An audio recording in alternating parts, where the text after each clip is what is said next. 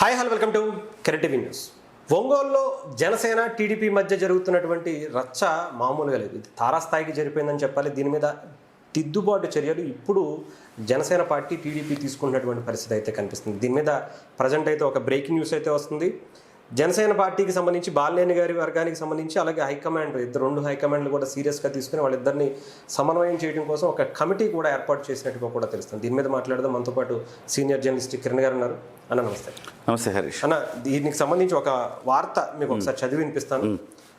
జనార్దన్ బాలినేని గారికి సంబంధించినటువంటి వ్యవహారంపై రెండు పార్టీల హైకమాండ్లు సీరియస్ అయ్యాయి. కూటమి పక్షాల సమన్వయ కమిటీ సభ్యుల మధ్య టెలికాన్ఫరెన్స్ కూడా జరిగిందట. ఈ టెలికాన్ఫరెన్స్లో పాల్గొన్నటువంటి టీడీపీ అధ్యక్షుడు పల్లా శ్రీనివాసరావు గారు, మంత్రి నిమ్మల రామానాయుడు గారు టెలికాన్ఫరెన్స్లో పాల్గొన్నారు. అలాగే జనసేన పార్టీ తరపు నుంచి నాదెళ్ల మనోహర్ గారు, హరిప్రసాద్ గారు ఇద్దరు కూడా పాల్గొన్నారట. అలాగే దామచర్ల గారికి అలాగే బాలినేని గారికి ఇద్దరికి ఫోన్ చేసి సమన్వయం పాటించండి, ఇలాంటి వివాదాలు మళ్ళీ పునరావృతం కాకుండా చూసుకోవాలి అని చెప్పి ఇద్దరు కూడా ఒక వార్నింగ్ లాంటిది అలాగే ఇద్దరు కూర్చోబెట్టి మాట్లాడుకోవాలి అనేటువంటి దాని మీద కూడా జరిగినటువంటి ఒక టెలికాన్ఫరెన్స్గా కూడా చూడొచ్చు. నేను సాయంత్రం జరిగిందని కూడా చెప్తున్నారు. అసలు ఏంటి అంటే ఇప్పటి వరకు ఇంతవరకు తీసుకురావడం ఎందుకు అని ఇప్పుడు కూడా సరిగ్గా చర్యలు లేవు. ఇది కూడా సరిపోదు. ఫోన్ వీళ్ళు టెలికాన్ఫరెన్స్లో మాట్లాడుకొని మీరు సంయమనం పాటించండి అని వాళ్ళకి చెప్తే సంయమనం పాటిస్తారా? పాటిస్తే నిజంగా అలా జరిగేదైతే ఇంత దూరం వస్తుందా? ఇప్పుడు దామచర్ల జనార్దన్ గారు రెచ్చగొట్టేలాగా చేస్తున్నారు. కోర్స్ ఆయన దామచర్ల జనార్దన్ గారికి ఏంటంటే గతంలో నా మీద కేసులు పెట్టారు కదా, సో దాదాపు ఆయన మీద 70 కేసుల వరకు పెట్టారనేది ఆయన వర్గం చెప్తున్న మాట. సో కేసులు పెట్టారు. ఇవాళ ఈయన వచ్చిన తర్వాత ఆయనకు సంబంధించిన కక్ష తీర్చుకుందాం అనుకున్నాడు, అది అవ్వలేదు. ఎందుకంటే ఈయన జనసేన పార్టీలోకి వచ్చాడు. అసలు రాజకీయాల్లో కక్షపూరితంగా కేసులు పెట్టుకోవడం కూడా కరెక్ట్ కాదు. అది దానికి తెరదీసింది వైసీపీ ప్రభుత్వమే వాస్తవానికి. సో ఇప్పుడు కోర్స్ కొన్ని సందర్భాల్లో కొన్ని జరుగుతూ ఉంటాయి. ఇప్పుడు జనసేన పార్టీలోనే కాదు, తెలుగుదేశం పార్టీలో కూడా సాక్షాత్తు లోకేష్ గారిని చాలా చెప్పకూడని పదాల్లో విమర్శించిన గుమ్మనూరి జయరాం గారిని కూడా పార్టీలోకి తీసుకున్నారు. లోకేష్ గారు యువగళం అప్పుడు గుమ్మనూరి జయరాం ఏం మాట్లాడాడు? చాలా దారుణంగా మాట్లాడాడు. మరి అలాంటి గుమ్మనూరు జయరాంను కూడా ఆయనకి టికెట్ అక్కడ రాలేదంటే గుంతకల్ అనుకుంటా, ఆయన టికెట్ సబ్జెక్ట్ టు కరెక్షన్, ఆయనకు టికెట్ రాకపోతే ఆయన్ని తిరిగి మళ్ళీ పార్టీలోకి తీసుకున్నారు. తెలుగుదేశం పార్టీ తీసుకొని టికెట్ ఇప్పించి గెలిపించింది. పార్థసారథి గారు ఆయన తీసుకున్నారు, టికెట్ ఇచ్చారు, గెలిపించారు. ఇలాంటి వాళ్ళని చాలా మందిని తీసుకుంది కదా తెలుగుదేశం పార్టీ. వైసీపీ కూడా గతంలో కూడా తీసుకుంది. రోజా అంటే పాత విషయం అయినా కానీ రోజా గారు రాజశేఖర రెడ్డిని తిట్టినంత తిట్లు ఎవరు తిట్లా? మరి రోజాని వాళ్ళు తీసుకున్నాడు జగన్మోహన్ రెడ్డి గారు. రాజకీయాల్లో సహజం ఇవన్నీ. అక్కడ ఉన్నప్పుడు వాళ్ళ వెర్షన్ వాళ్ళు మాట్లాడతారు, పక్క పార్టీలోకి వచ్చినప్పుడు ఈ వెర్షన్ మాట్లాడుతూ ఉంటారు. సహజంగా జరిగేవి. అంత మరీ విలువలతో కూడిన రాజకీయాలు ఇవాళ లేవు కదా. సో ఇవాళ బాలినేని శ్రీనివాసరెడ్డి గారు పార్టీలోకి వచ్చారు. జనసేన పార్టీ ఇవాళ వరకు మనం చెప్తాం బాలినేని శ్రీనివాసరెడ్డి లాంటి ఒక ఆ స్థాయి నాయకుడిని జనసేన పార్టీ ఇప్పటి వరకు తీసుకుందా? తీసుకోలేదు. రాష్ట్ర మొత్తం కూడా లేదు, తీసుకోలేదు. సో ఇప్పుడు మొట్టమొదటిసారి తీసుకుని జన సైనికులు హ్యాపీ ఫీల్ అవుతున్నారు. ఒక బలమైన నాయకుడిని తీసుకున్నారని చెప్పి హ్యాపీ ఫీల్ అవుతా ఉన్నారు. సో అంటే ఇప్పుడు సామినేని ఉదయభాను గారిని తీసుకున్నారు, ఆయన ఒక బలమైన నాయకుడు. అంటే నేనంటుంది ఒక గ్రేటర్ రాయలసీమ 6 జిల్లాల్లో కూడా ఒక సామాజిక వర్గంలో ఇన్ఫ్లుయెన్స్ ఉంది. అట్లా ఇంకో నిజం చెప్పాలంటే సామాజిక వర్గాలతో సంబంధం లేకుండా ఎంతో కొంత ఒక చరిష్మా ఉన్న నాయకుడు బాలినేని శ్రీనివాసరెడ్డి అని చెప్పాలి. అలాంటి నాయకుడిని తీసుకుంటాం వల్ల జనసేన పార్టీకి లబ్ధి చేకూరుతుంది. జనసేన పార్టీ డెఫినెట్గా ఆ మాత్రం స్వార్థం ఉండద్దా? పార్టీని బాగు చేసుకోవాలన్న స్వార్థం ఉండద్దా? ఎప్పుడు మేము ఈ ద్వితీయ శ్రేణి తృతీయ శ్రేణి నాయకులు రబ్బర్ చెప్పులు రాజకీయం చేయాలా? సై అంటే సై అనే రాజకీయం చేయొద్దా జనసేన పార్టీ? సో తీసుకున్నప్పుడు సహజంగానే దామచర్ల జనార్దన్ గారికి అవకాశం పోయింది. ఇవాళ కూటమిలో ఉన్నారు కాబట్టి అవకాశం పోయింది.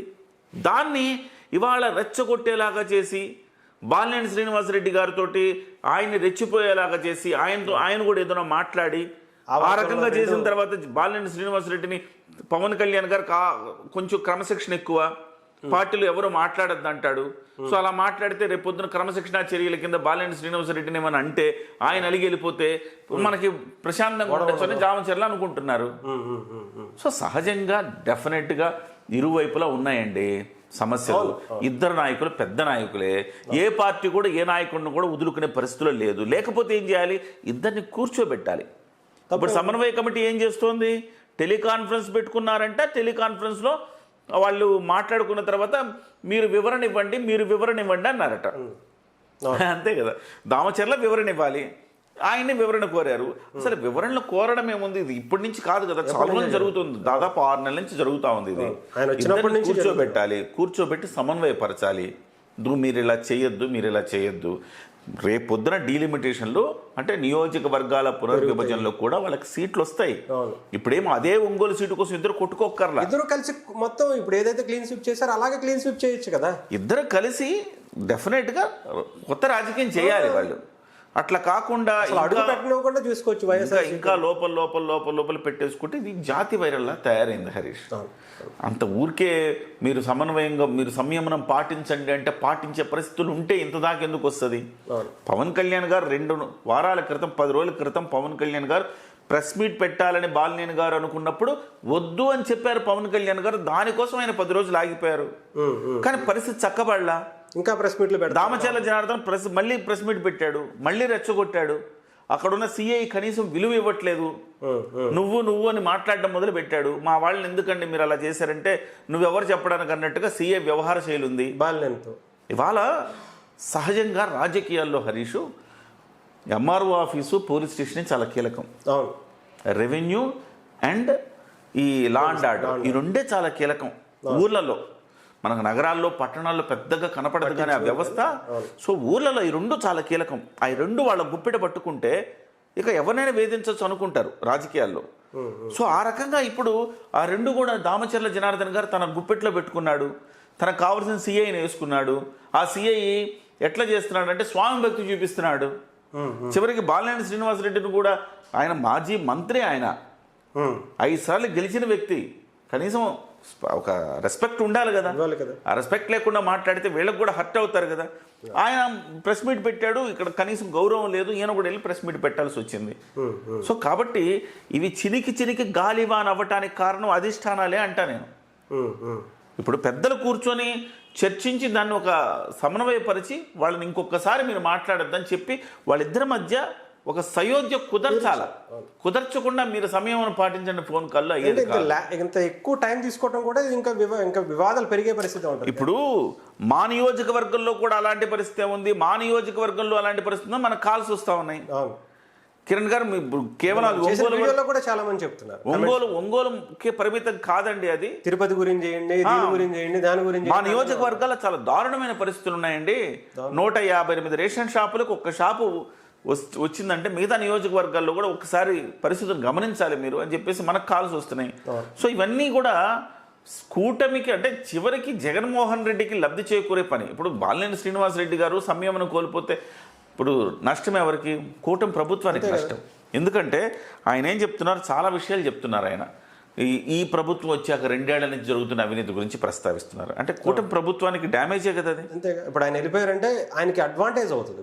రేపొద్దున నిజంగా డెఫినెట్గా అంతే, సానుభూతి పెరుగుతుంది. కావాలనే పిలిపించి అవమానించారని చెప్పే ఇది కూడా క్రియేట్ అవుతుంది. వైసీపీ ఎదురు చూస్తూ ఉంది. ఇప్పుడు చేయవలసింది ఏంటంటే, ఇప్పుడు రియాజ్ లాంటి వ్యక్తులు ఉన్నారు. వాస్తవానికి రియాజ్ ఇప్పుడు మనతో మాట్లాడారు, మీరు చేశారు కదా రియాజ్ తోటి కాసేపటి క్రితం వీడియో మనం టెలికాస్ట్ చేసాం.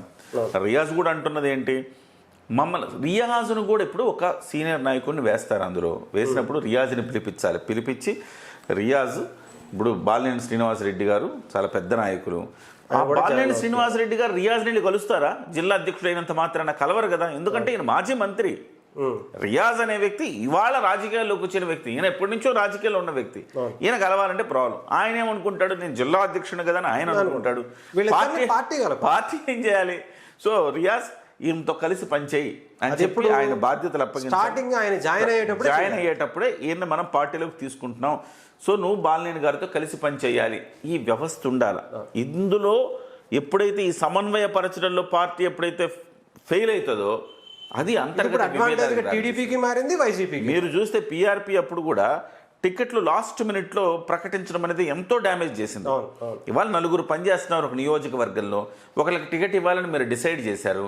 వాళ్ళకి టికెట్ ఇచ్చినప్పుడు మిగతా 3 కూడా కూర్చోబెట్టి సమన్వయపరిచి మీరు పనిచేయండి, పార్టీ అధికారంలోకి వస్తే మీకు కావాల్సింది ఇద్దాము, మీకు మేలు చేస్తాము, మీకు పలానా కార్యక్రమాలు ఇస్తాం, లేకపోతే మీకు కాంట్రాక్ట్లు ఇస్తాం, మీకు ఏదైనా పదవి ఇస్తాం, ఏదో సమన్వయపరిచి మీ నలుగురు కలిసి పనిచేయండి, కానీ ఈయన నిలబడతాడని చెప్పాలి.